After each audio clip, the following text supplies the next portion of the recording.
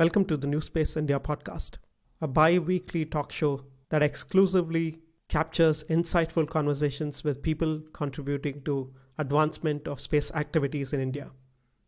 The NewSpace India podcast is pleased to announce our association with Dassault Systems, a global leader in providing business and people with collaborative virtual environments to imagine sustainable innovations. Dassault Systems solutions support startups, small and medium-sized enterprises, and original equipment manufacturers in developing disruptive solutions for space launches and satellite propulsion.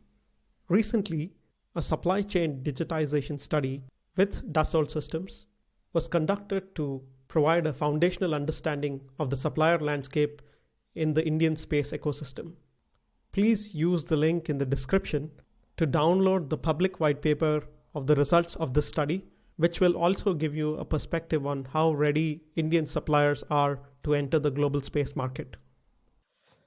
Hi, and welcome to the NewSpace India podcast. And today we have Dr. Deganit. I hope I'm getting your name right. She is an expert from Israel and also has written quite a lot about Israel and India. Welcome, Deganit, to the show.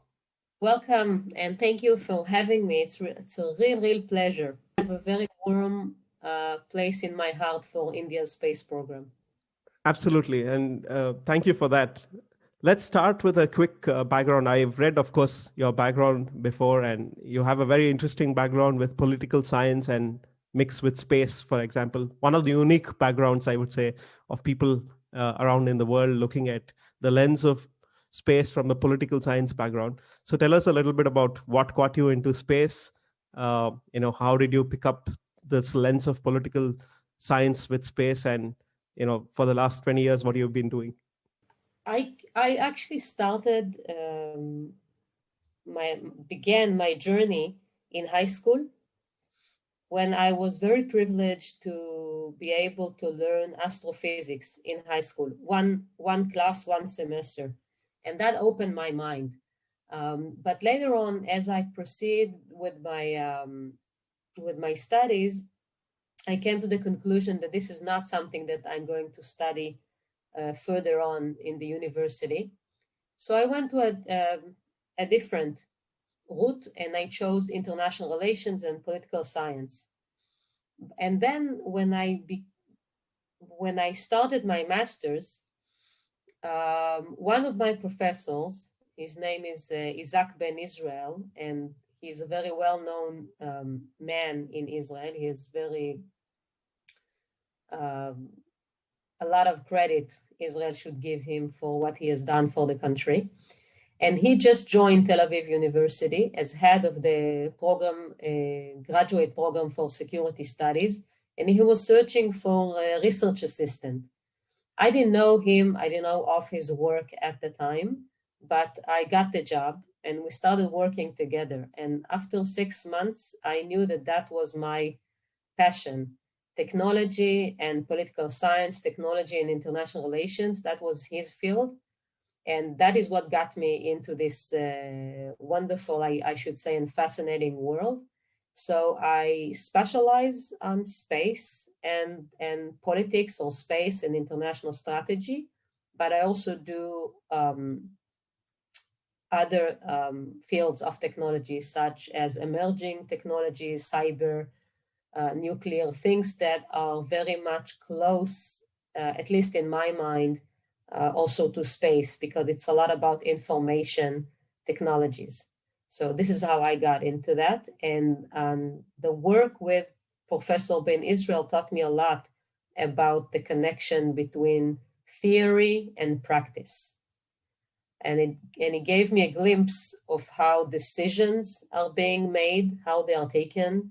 And he also gave me the opportunity to actually get involved in decision-making on space policy issues in Israel. And in the last decade, I've been very much involved with the civil space program in Israel. So that's a wonderful privilege that I've got. And he was also my advisor when I was doing my PhD. Right. And one of the interesting aspects here to lay the foundation for this particular episode, I would say, is to know what is the foundation of Israel's own space program, it's quite clear to many people around the world what is the foundation of the US space program or the Russian space program, given the Cold War and so on.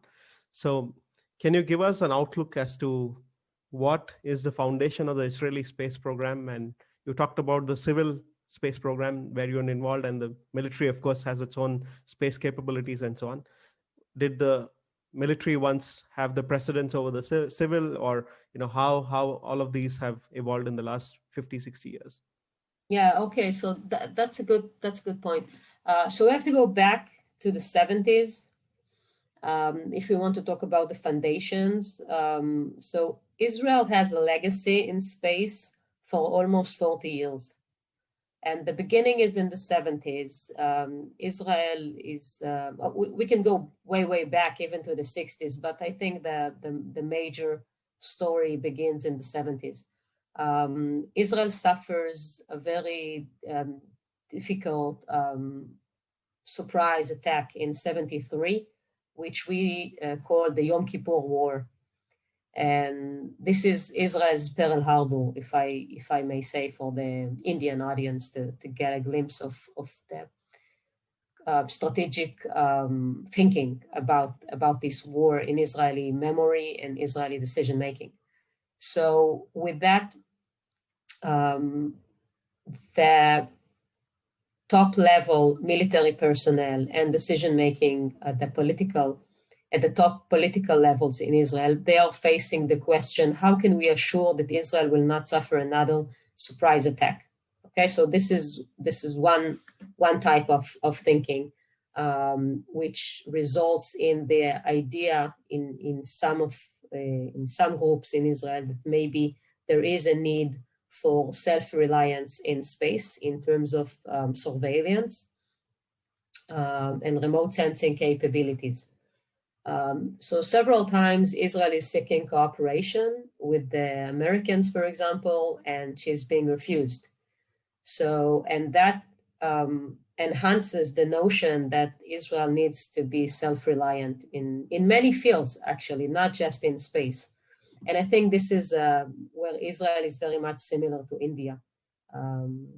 If I may say, although there are great differences, Israel is a very, very small country, and India is, I think, the second largest or the large country in the world in terms of population, at least. But they share many similarities, and the idea of self-reliance is one of the things that they share. So anyway, so with the memory of the war, one thing, and then in 77 came the peace agreement with Egypt.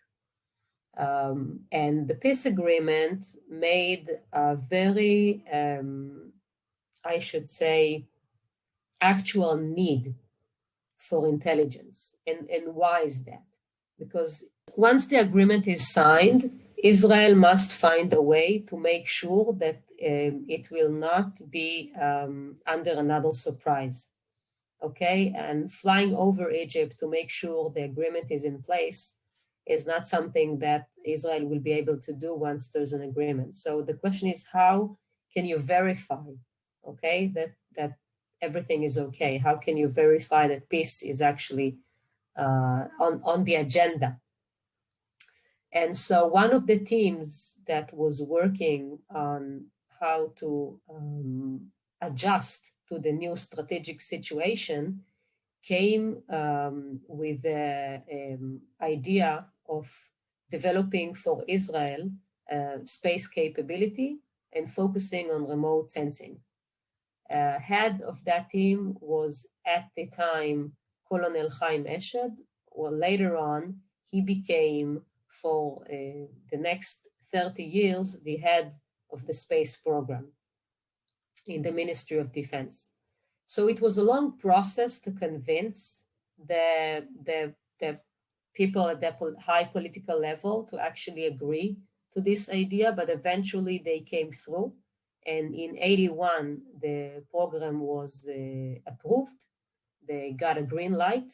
And in 1988, Ofek 1, which is the first Israeli satellite, was launched from the shores of Israel on an indigenous launch capability that Israel also developed in parallel, and became the first Israeli satellite. So that's in a brief, that is the history. The motivation is security considerations, and that has been with us until 2010. And then we also developed the Israeli civil space program in much more depth. Yeah, absolutely fantastic in that sense. And let's now take the bridge towards India and Israel in that sense. Yes. From what I know, I don't know much about history between countries and so on, but from what I know, it took some time for Israel and India to talk to each other, and India to also to develop a relationship, a working relationship with Israel as the state was formed. What are the foundations of India and Israel in space? How did it start, and who are the people involved, and what were the early conversations like? Yeah, so as I said before, I see a lot of similarities between India and Israel in terms of history, of culture, of strategic culture. Both came out of the British Empire, both became independent around the same time, in Israel in 48 and India in 47. And they both had leaders who at the beginning, who very much believed in the importance of investing national efforts, great national efforts in science and technology for fast development. At the time, Israel was suffering great difficulties, large waves of immigrations coming, economic situation was not easy. And I think in that sense, Israel and India were very much facing similar issues, although I'm very much aware of the big differences. So under the overarching theme of the Cold War, there was not much of cooperation between the two countries. Israel was very fast aligned with the West, and India was leading the non-aligned countries. So that prevented close connections at the time. But once the Cold War ended, and I'm giving just a background that is not just for space, but in general for the relationship, diplomatic relations between Israel and India, which I think is of significance here. So once the Cold War ended, that opened the door for the opportunities for Israel and in India to flourish their cooperation. And formal diplomatic relations began in the early 90s. I don't remember if it was 92 or 94, but that exactly, that is, the time frame. And soon thereafter, scientists from both sides began in dialogue. And that is the point where we can put the finger on the beginning of the relationship with Israel and India, also in space. Their first motivation was to talk about space from the national security considerations. But later it evolved also to other fields. In more than 10 years ago, one of Israel's Texar satellites was launched from India, and there was always dialogue between the two countries. Right. And when you say the 90s and so on, are there any significant political or scientific figures who were involved in these conversations, or are, I'm just trying to understand if... Yes. Actually, I've already mentioned him before. My advisor, Professor Isaac Ben Israel, he at the time in the 90s was head of what we call in Israel MAFAT, which is the Research and Development Organization under the Ministry of Defense, and he met Abdul Kalam, later president of India, but at the time, Professor Abdul Kalam, at the time he was the head of DRDO in India, and they had a very, very good connection. And I think is that both India and Israel owe a lot to these two, who had a good relationship, and as two scientists, they really connected, and that opened the door for a later dialogue between the two countries. Right. And are there any early projects that you can tell us about, that these were possibly the first set of cooperative projects or elements that set the foundation for the future projects?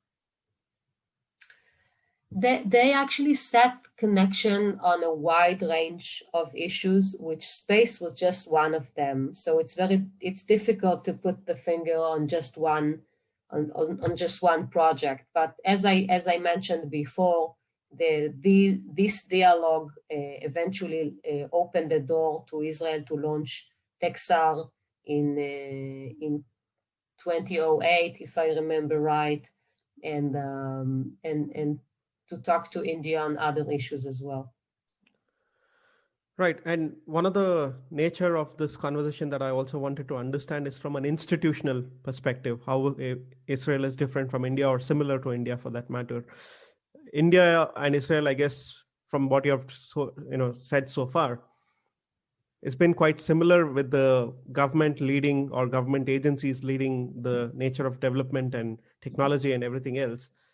But I also know Israeli state enterprises being involved in defense and space as well, not just like the space agency in itself, right? So you have a slightly different structure to India, Yes. From what I understand. So can you explain a little bit how, or what are the institutions and organizations, and how they are exactly involved, in contrast to what we have in India, which is ISRO? Yes. As I said before, both countries share many similarities. One of them is the strong strategic thinking about self-reliance. Okay, but how to reach that? They have two different paths that they've taken. As you said, Israel has space enterprises, okay, or let's say defense industries, not just for space, but in general. And the way the system operates in Israel is that the government is managing the process, is providing the strategy, and the needs, but then in coordination for project, but the actual development is in industry, is in the enterprises. And there are very close connections between those circles, government, academia, and industry, who work very much together. And I say it very humbly, I hope I'm not an expert on India, but to my understanding, in India, the system works differently. And that is that DRDO, for example, is involved in actual development. And the development is in-house within the government institutions, and not so much involving industries from the outside. So I think this is the main difference between the two countries in the way that they actually implement the technological development and the flow of the know-how. In Israel, everything flows between government, in academia, in the industry, and also taking the advantage that the country is very small, both in terms of the population and geography, so it's easier to manage. And India being such a large country with such a geographically, I speak, and also population, so it's much difficult, I believe, to manage. So most of the research and development up until now was within the government. And to my understanding, this is also changing now in India, or at least there's an attempt to change that. So we may see something different developing in Israel, in India. Right. And one of the interesting aspects there is how do you make, especially when government drives industries, or government agencies are driving industries, or even, for example, in cases like China or wherever, where you have state-owned enterprises. Even in India, you have many state-owned enterprises as such. Yes. To have them be efficient is a challenge, because there's no shareholder beyond the average citizen there anyways, in terms of accountability, and to have real commercial value to be driven through the success of those enterprises are very different from the US, where, for example, a lot of it boils back to the shareholders creating the pressure for the companies to succeed and to export and everything else. They bring different dynamics against state-owned companies, for that matter, given the job security that state-owned enterprises give to its employees, and so on. So it may easily be not as rigorous in technological development and advancement as pure commercial companies that are doing a lot of these things. So how does Israel manage some of its companies? For example, it could be Elbit, it could be IAI, or whatever, XYZ companies that are extremely technologically advanced and at the same time still quite efficient, considering other maybe state-owned enterprises in other parts of the world and so on. So what creates the checks and balances for these enterprises to be efficient and to deliver what they are promising to deliver? First, the process in Israel was that indeed at the beginning, these entities were working under the government, but that's very far away in time. This is how Rafael was starting, and later IAI. Elbit is a private company, and also Rafael went through a process of privatization, and I think this is where we can see the change in making them more efficient, and IAI is also on its way. So yeah, I think when we're looking at that, I think first of all is that indeed the development is not done within the government installation. It's all only in the industries. So this is one thing. Second is that at least in the space program, most of the years there was no in-house competition. Once in the 80s, it was decided that IAI is going to be the primary contractor for the program. Then all other enterprises had their share, but IAI was leading, and there was not much of a competition as of that point. I'm not talking about prior to that decision, which they were competing for who will be primary contractor. But once that was decided, then there was not much of a competition, so there was much more cooperation on programs and in project, and each enterprise had its specialty and they could develop its own expertise. Now we are facing more competition between the companies. First of all, because space economy is expanding and changing, and there's much more opportunities than we've had before. And second, because most of them have went through the process of privatization, so they need to be much more efficient with the project that they take on. So, but I would say that the Israeli space enterprise provides good products, but most of them are tailor-made. And it's still facing difficulties in what I would call full commercialization of their products. Space is hard. It's hard developing, and it's hard on the commercial part. And I think this is something that Israel still needs to achieve, to overcome. And this is where I see a great potential for cooperation between Israel and India, because they have complementary capabilities and assets. And once the cooperation, really takes on, we can see great things for Israel and many great things also for the Indian market as well. Absolutely. And in fact, there's a lot of the other areas that come into the space fold as well, because Israel is a technologically advanced country in many other areas, including agriculture, desalination plants, extremely interesting areas that have an implication for space or can take technology from space as well. And that's also an interesting area.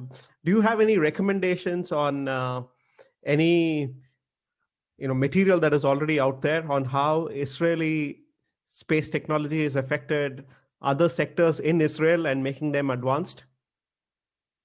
It's interesting that you raised this issue. Just last month, November, there was a large conference, the Tech Summit in Bangalore, in India, and there was a session, joint session between ISA, Israel Space Agency, and ISRO, and the session was about repurposing.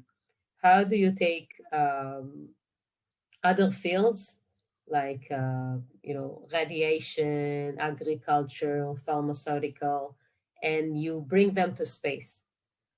As I like to say, bring Earth up to space and bring space down to Earth.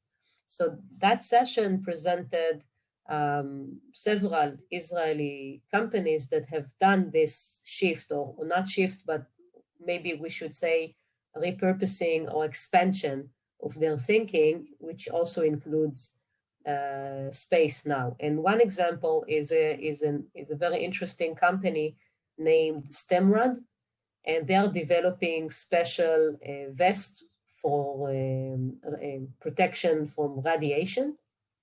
And they began with protection on Earth. And now they have developed a unique product, a vest that they call the AstroRad, which is intended for astronauts to wear while they are in space. And as we speak, one of these vests is in the ISS up on the space station, and astronauts are experimenting on this vest. And next year, on the first Artemis mission to the moon, there will be a joint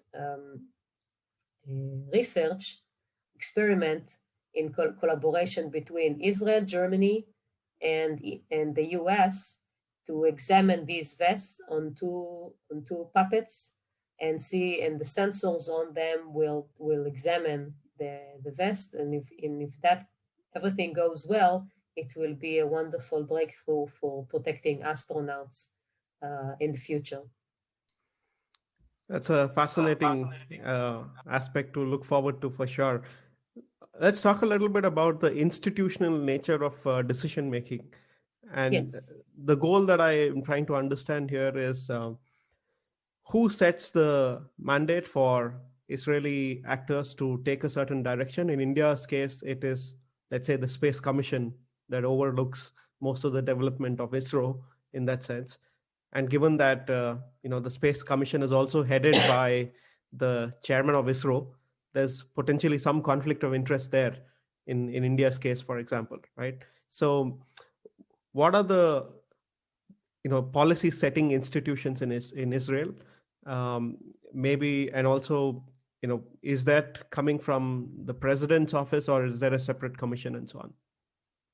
Okay, so in Israel, there is separation between the military or defense program and the civil program. Although, as I said before, it's a very small community, so everybody knows one another. But in terms of the institution, it's divided. It's not together.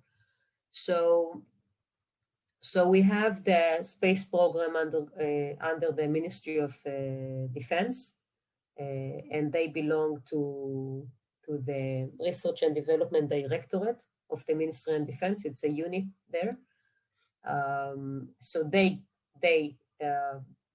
this is one path for decision making. And the other path is the agency, the Israel Space Agency, and that itself is under the Ministry of Science and Technology.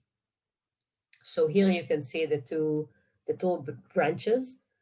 So one is under the Ministry of Defense and the other is under the Ministry of Science and Technology, but they are in constant dialogue to make sure that there are no duplications. And also involved, very much involved, is the Ministry of Foreign Affairs, with everything that has to do with the multilateral and actually also agreements on bilateral cooperation, Israel's activities on COPUS, the Committee on Peaceful Uses of Outer Space, and also involved in the processing, not really in the policy making, but more in the processing, is the Israel Innovation Authority also, but that's implementing the policy. So, and whenever there are initiatives, international, multilateral initiatives, then we have a ministerial task force, interministerial task force that brings people together, experts from all of those institutions. I had the privilege of being part of such a task force in the past. So this is how decisions are being made. Right. And you talked about privatization of some of these earlier state-owned enterprises. And this is because one is, of course, to drive their efficiency in itself. But was there a larger goal where you saw that the country is kind of making progress technologically and, potentially to export a lot of the technological developments to gain a lot from the investment made, or it was just basically to make the institutions? I'm trying to understand when or if there is already a mindset of commercialization of space in Israel, and to what extent. So because, of course, the technologies that have been created, the foundation that has been laid, it can be easily exported to several other countries, several other geographies, both in hardware and other services as such. So privatization began in the 80s, but that has to do with larger processes and practices in Israel that are related to the financial situation and technological situation at large, not necessarily from the perspective of space alone, but it affected also the space sector. Right. And is there a sense of how big this Israeli space economy is? Because people talk about, space economy in the US, people talk about space economy somewhere else, but it's very hard to put numbers into perspective for places like India, China, or I don't know, what is it in terms of Israel, for example? So in numbers, it's when I will give you the numbers, you'll see it's not much. But then we have to remember that it's all relational, because Israel itself is very, very small, okay? We are a country of 9 million people. So Israel's space sector, space economy, at large, I would say it's between 30 to 40 different companies on the supply chain, with large companies, SMEs, and now in the let's say last decade also startup companies, diverse projects. So that would be the space economy in Israel, comprising of a few thousand people working, and between 30 to 40 different companies on the supply chain. Right. It's a progress. I would like to see it flourishing and expanding, and I hope next decade will be this kind of a decade for the space sector in Israel. And for that sense, the dialogue that is now going on between the Israel Space Agency and Israel, I think has a great potential for both countries to expand on their national space economies.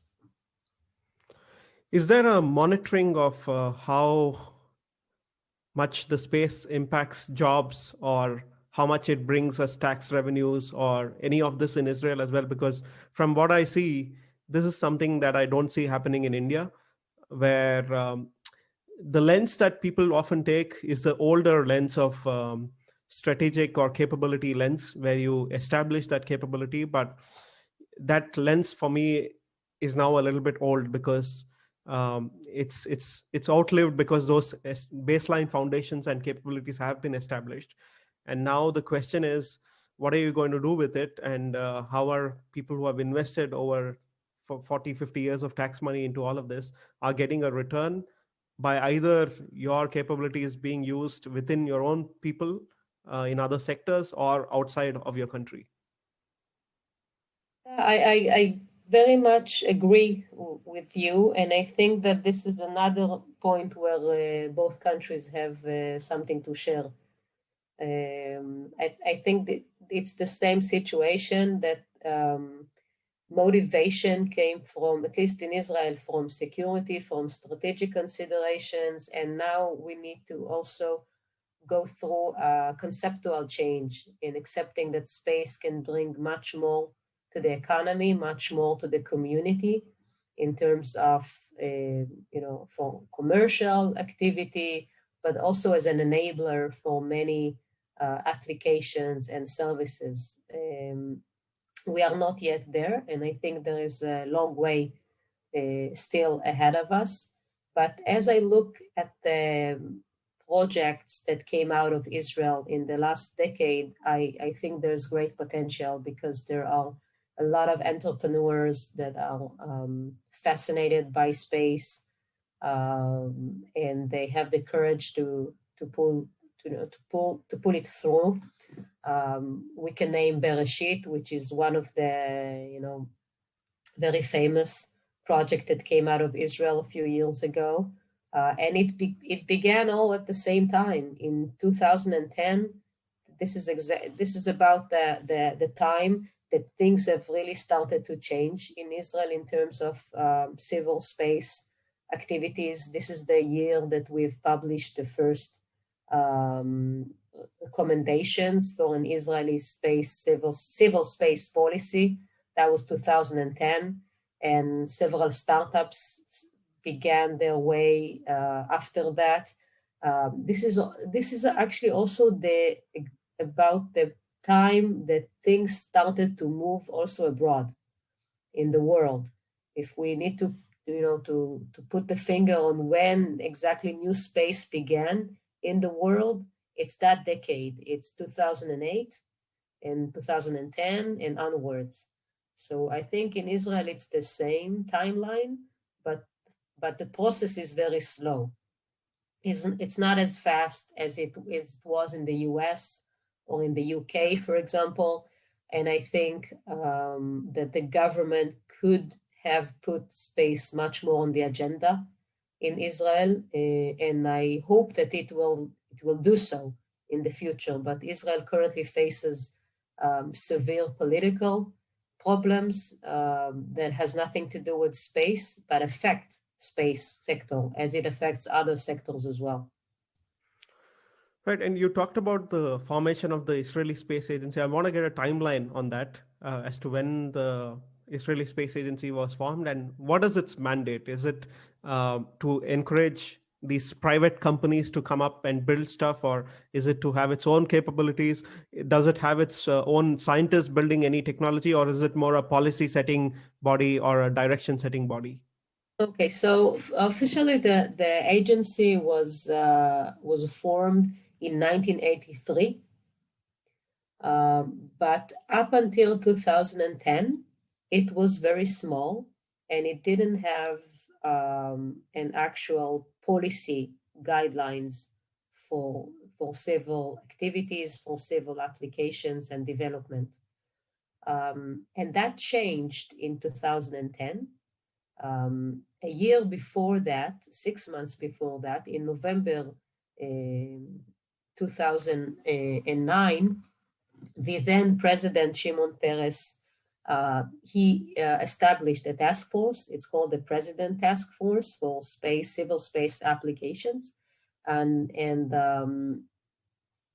he put the task force to come up with a program how to advance the Israel space enterprise. And I was privileged to be the coordinator of this team. Professor Isaac Ben Israel headed the team. He at the time was and still is the chairman of the Israel Space Agency. And he headed that team together with the Director General of the Ministry of Science and Technology. And we've had on this task force representatives from all of the relevant research and development institutions in Israel. So from the government, from the industry, from academia, we've had representatives, and we came up with this program, which the Israel Space Agency is currently implementing. And throughout the years, we've had several strategic evaluations of the program, and doing some fine-tuning to that. And so the current mandate for the Israel Space Agency is not to develop by itself. As I said before, the development is being done in the industry and not within the national institutions. National institutions provide the policy, provide the vision, the coordination, and the funds.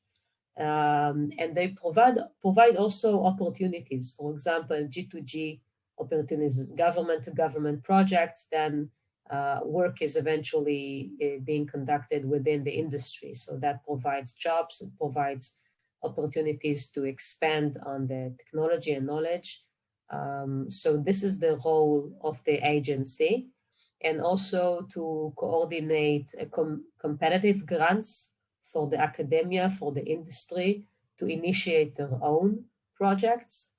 And another very significant and important role for the agency is advancing education and inspiration, I would say, programs for high school children, for children of all ages, and for the community as well, to perform outreach to the public on scientific programs, on space programs, and expand also on the international relations of Israel on different multilateral arenas, such as at the UN, and for example, Code of Conduct, which was a few years ago under the spotlight, and now it's stopped. But that was one kind of process.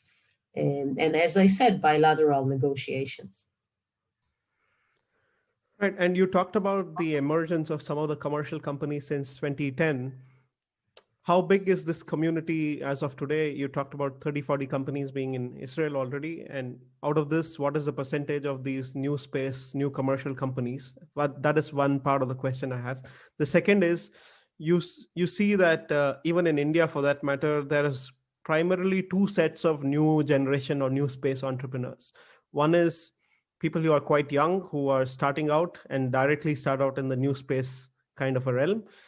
And the other is people who are traditionally from the space agency or have worked in the space agency, who have quit the space agency to start a new space kind of company. So can you talk about this from an Israel standpoint? Yeah, so in Israel, we have the same two groups. I would say we have these, as you said, these young, very new to the space arena entrepreneurs, and also more experienced people that matured not in the agency, because as I said, the agency is very small. It's a coordination, more of a coordination organization, but matured, let's say, at either the industries or different military units where they were exposed the potential of space technology and space services and applications, and they are now trying on their own. I can give you a few examples.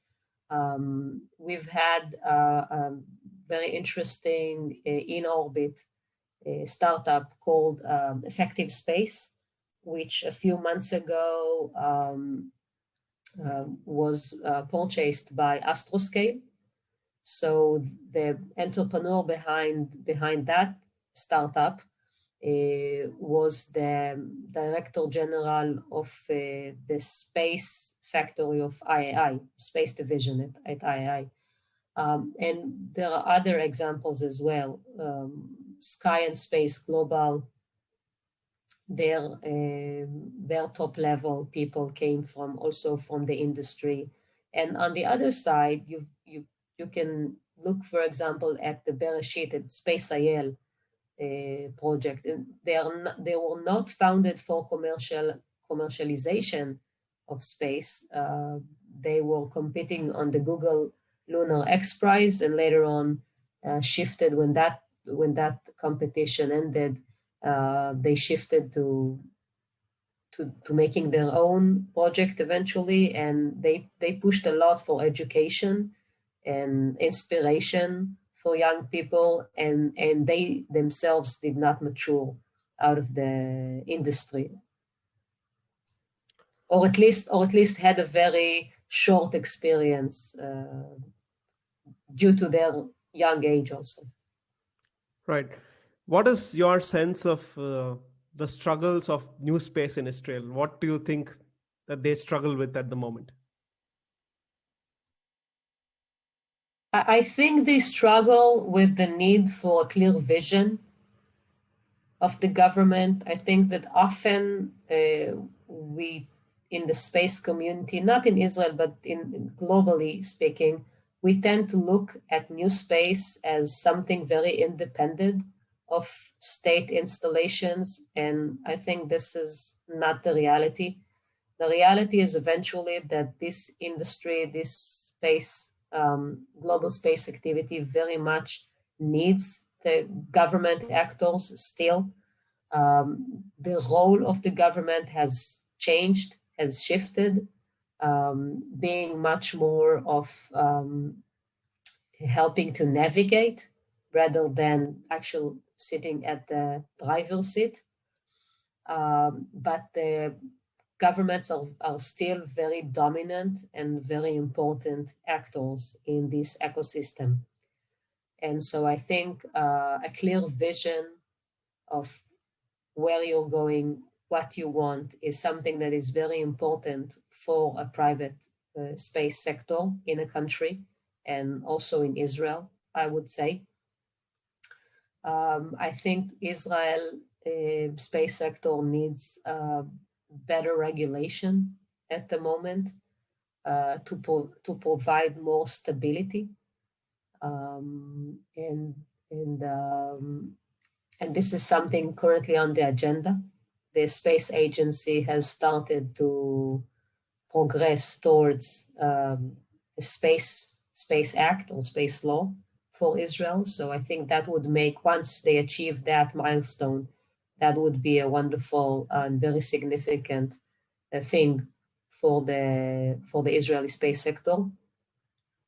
And of course, funds. Funds is something that is very, very much important. But I think eventually that vision and regulation is no less important. And governments can do a lot with helping their private sector, their ecosystems through that. And that doesn't mean necessarily providing the funds. So there's a lot to do even with very modest budgets. So this is where I think the currently Israel space sector stands. I see a lot of, again, parallels here, with India, with our own Space Act coming into play, the new policies putting into place, new institutions like InSpace being created for all the NewSpace people to get some support. Again, fascinating parallels. Yes, and often I hear, how can you compare Israel and India? Okay, and I have to advocate for that. So to people to understand that although these two countries are very different in terms of size, in all other aspects, they are very, very similar. Yeah, absolutely. I mean, I can see that through now in the last few minutes that we've had this conversation as well. So many interesting parallels that have come into play with all of this. But of course, when you talked about Israeli Space Agency working with ISRO and so on, I'm guessing this is more again bringing the G2G cooperation into fold. I'm doubtful as to how much of that, at least on the Indian side, will trickle down to companies and new space enterprises and all of these things. So the cooperation, at least on the Indian side, might largely be restrictive to ISRO's own participation. And I'm guessing that eventually, although Israeli Space Agency is setting the framework on the Israeli side, that the delivery of a lot of that and the work for a lot of that will be done by Israeli industry. On Israel side, this is how it works. This is how it goes. Yes, but and yes, this Indian government or Israel, they need to make their own decisions on how they want to proceed. But I think there is a good dialogue going on at the moment between the two countries. It really flourished after Modi's visit to Israel a few years ago, the Indian Prime Minister. And a year ago, the Israel Space Agency and Israel, they signed a cooperation agreement, and they started cooperating on electric propulsion. And in the near future, maybe there will be other opportunities on atomic clocks and other subsystems and components. So I think there is a great potential for the two countries to work together. And what I would very much like to see in the near future is perhaps a get-together between the two countries, facilitated by the space agencies of both countries, but in which industries from both sides can start dialogue and can present their products and capabilities and seek the opportunities and where can they actually cooperate and work together. Maybe that is something that both agencies can provide for their markets and for their sectors, and let the industries take it from there and start cooperation. Because G2G is eventually very much led, G2G projects are very much led by the government institutions, but I think also the agencies should provide the opportunities for B2B projects, and hopefully soon global situation will improve with the COVID-19 that everybody suffers, and there will be opportunities to actually meet in person in Israel and in India for representatives of both sides, from the industry of both sides, to seek fields where they can cooperate. And I think that will open the door for Indian industry to come to the Israeli market and vice versa. Right. I have two follow-ups here to you, which are on two different fronts. One is on the government front, which is, you see how France is cooperating with India, for example, now. It's interesting how their cooperation has matured to a different level over the last 50, 60 years, with now, France and India also doing potentially joint constellation missions in maritime security and other areas, to take that cooperation from initially some component exchange, like you talked about electric, thrusters and atomic clocks and so on. So do you see a future where on the G2G front, you can have, I don't know, like for example, the Navik, the Indian GPS constellation that India has established, also work with Israel, for example, to establish an independent capability outside of the US capabilities that countries like India and Israel can share, or even remote sensing capabilities or other capabilities in communications and so on, could be possible on that front to mature to that level where you have joint missions and not just some small hardware kind of exchange. That's on the government front.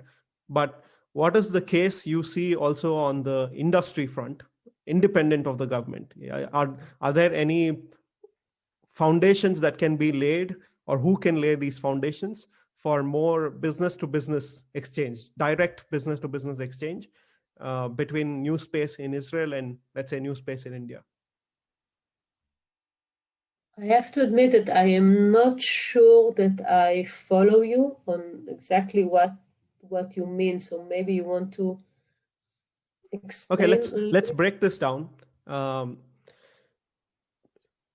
If there is a cooperation between, like, G2G cooperation now between Israel and India, at the moment you talked about the electric thrusters and Yes. the atomic clocks, right? Mm-hmm. So do you see this maturing to a satellite level? Like, for example, India and Israel are going to produce some satellites together under some framework? I can talk about my vision, how I would like to see that. Yes. Of course, I would like to see something like that mature.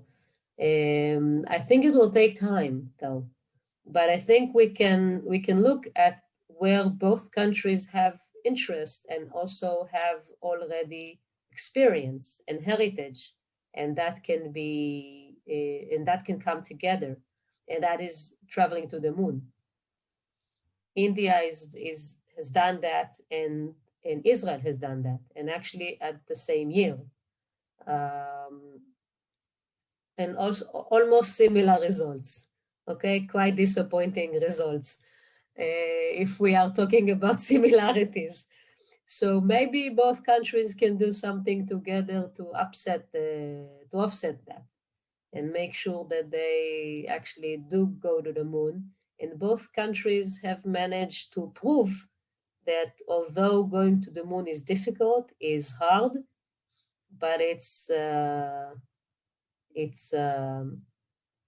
can be done, and it can be done with modest budgets. And if I just remind our audience that the Bereshit, the Israel's moon lander, was not conducted under the government. It was a pure, let's say, NewSpace project. Government was involved, but was involved on a very minor level. So maybe this can be something to look at into the future, and see how can we bring entrepreneurs from both countries to overcome their difficulties, each in their country, but once they are joined together, they can do it. So maybe a joint moon lander or Mars lander. Right, that would be exciting for sure. From a purely policy perspective, innovation in policy kind of perspective, do you see a case for having policies that enable new space actors to cooperate between both the sides? Because I haven't really seen any countries, including the US, France, or any other countries as well, really set policies or initiatives that enable new space actors to cooperate between each other directly without the intervention of state actors so much, right? So do you see any policy innovation there happening, and maybe between India and Israel as well? I don't know about Israel and India. Let me say something more general about that. And I think that has a lot to do with how governments conceptualize space, and how do they conceptualize space power. And space power has changed. The conception of that has changed in the last decades, from something that has been very much related to the Cold War, very much strategic and based on actual government capabilities, very visible capabilities that can be projected, such as launching into space, moon missions, and so forth. And I think with the technological advancement and also the privatization and commercialization of space, I think also the concept of what is space power has changed. But something has not changed. And the thing that has not changed is space being a strategic field and being very significant to national power. And that I mean not just military and defense, but national power in general, the ability to create security, wealth, and influence for your country. And that has not changed. How to reach that, what are the components, that has changed. And today it's much more leaning on commercialization and privatization and the national ecosystem. And I think this is why we don't see these kind of initiatives that you're talking about, because each country is still observing space as something that is very critical for its own capabilities, assets, and future influence on world politics. So actively advancing such technological diffusion, I think, is very much difficult for governments to do. So what we need to face is to hope for is that they will not restrict that as global political tensions continue to rise, and space still remains a very much strategic domain. Right. I hope I answered that. Yeah, absolutely. And it's an interesting observation to make in the next few years as to how this will evolve for sure. But I'm always, fascinated by a lot of the progress that Israel makes, in that sense. And one of the fascinating things is to note that a high school in Israel built a satellite and sent it, and was involved in such a mission. I think that's incredible, and I really want to learn how can a high school be involved in building a satellite and flying it. That's a good question. So first, they've already launched 3 satellites. And I think that at least the second one, and if I remember correctly, also the third one, but for sure the second one, Dukhifat 2, was launched from India. So here another form of cooperation. So first of all, there's a lot of vision and great significance that is being attributed to education in Israel and to scientific education. And if we have talked before about the people, so it's all about the people. And when it's the same people that advocated for space program for Israel that also advocated for bringing space to schools. And if I mentioned before Professor Chaim Eshed, who was the head of the program, the space program at the Ministry of Defense from the beginning and up until a decade ago. So he's one of those people who pushed forward for bringing these kind of projects to high schools. So it takes a lot of cooperation within the country, okay? And as I said before, in Israel, because we are a very small community, so we have academia, government, and industry working together. So because it's such a small community, it's much more easy to advance this kind of projects. And what we've seen engineers going from the industries and to these high schools and working with those kids and top people from the academia who are leading groups of high school kids and giving them opportunities to come to their labs. I have a very close friend, Dr. Maman, in Ben Gurion University. She is heading the remote sensing laboratory, and she initiated a wonderful project that is called She Space, and it's for young high school girls to come to the lab and do the actual scientific work with the data that is coming from satellites. So I think giving the opportunities to those children to be actually involved and get a sense of how actual work is being done in the lab and in the industry, I think this is the way.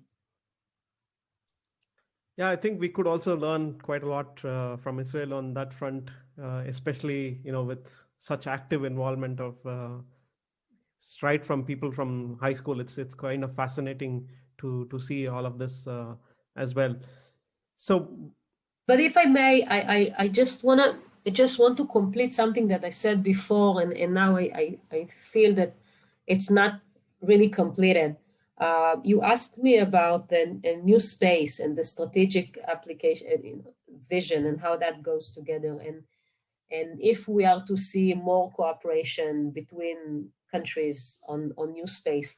And I think eventually, even or because the conceptualization of space power has changed, there will be an actual need for this kind of cooperation. And why is that?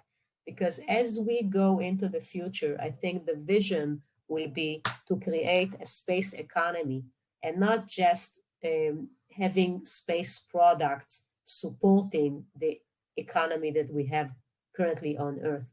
But if we are, as a species, we are to evolve into a space economy, then that will mean actual economic life between the Earth, the Moon, and other celestial bodies.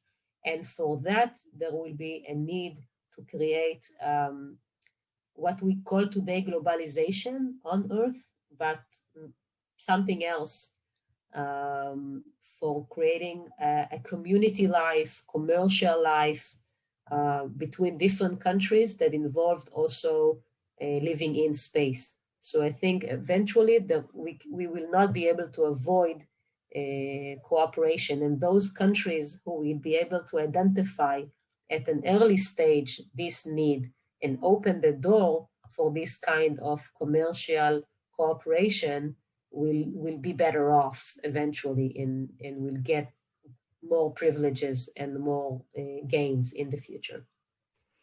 right. And in fact, I have been trying to get this project off for mapping the space economy in India, because we have a sense of how much the government spends on the space sector, since those numbers are anyways public, and we don't really have such a big military space program. It's mostly civilian. Those numbers are at least available for us, but it's very hard to map how many companies are there, how many jobs are being created, how much of export is happening, what is the contribution of space into agriculture or other sectors, how much productivity all of that is creating in those sectors. Unfortunately, we haven't really had any exercise that is comprehensive or can create a framework where you can update those numbers on a yearly basis and you can tell this is the impact of space on our economy in India, right? And I'm trying to get that project off for a couple of years now, and it's very hard to get that off the ground. It's very hard. I can imagine. In Israel also, it's very hard. Right. And I think that's where, there could be some academic cooperation on the Israeli and the Indian side, especially because India has extremely good academic institutions involved in social and management studies. And unfortunately, we have not had them, look at this from this lens of mapping space economies. And they've mapped other things. They've gone on to map the IT industry or the biotech industry or other industry which are more prominent, but none of them have gone on to study the space industry too much or too far. And I see potential possibilities for academic cooperation, at that level. I welcome that very much. So I think it will make a very important contribution, because the usually when people talk about space, they talk about the US, about Europe. Not often do they talk about India, about Asia, about the Middle East, about other global arenas, but there is a great activity going on in those places. So yeah, I welcome that very much. Yeah, so I think this is a good point for beyond the podcast itself. I think this is something that I'll definitely follow up with you, and hopefully, I've been trying to put together a team in India that can do this with professors from different institutions involved. So I think this is a topic that I'll definitely follow up with you post Okay, the good. podcast in itself. Wonderful. My door is always open for that. Yeah, absolutely. So the final question, I've taken a couple of hours of your time, today, this morning, with all of this. Thank you so much for being generous, with your time in this conversation. It's been quite insightful. I'm sure that many of the listeners of this podcast will also find it very fascinating. And I'm sure that almost nobody would have thought of this parallels that we discussed on so many different fronts as well.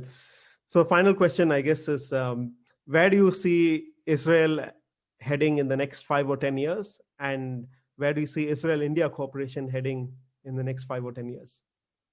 I would very much like to see India and Israel going. I would very much like to see India progressing more into civil projects, doing much more on the front of NewSpace, pushing forward for applications, for services, and bringing other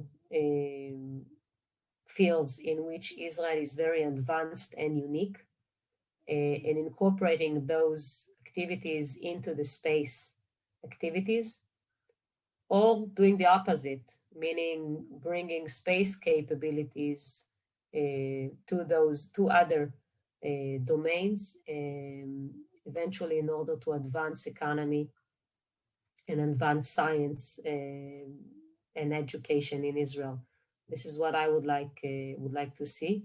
I would like to see the Israel space ecosystem being much more prominent on the global scene. This is what I would like to see. And in that sense, I think that cooperation with India may bring great potential for Israeli market, but also for the Indian market, because as I said at the beginning, both countries have complementary capabilities, but they just need to find the right way to do it.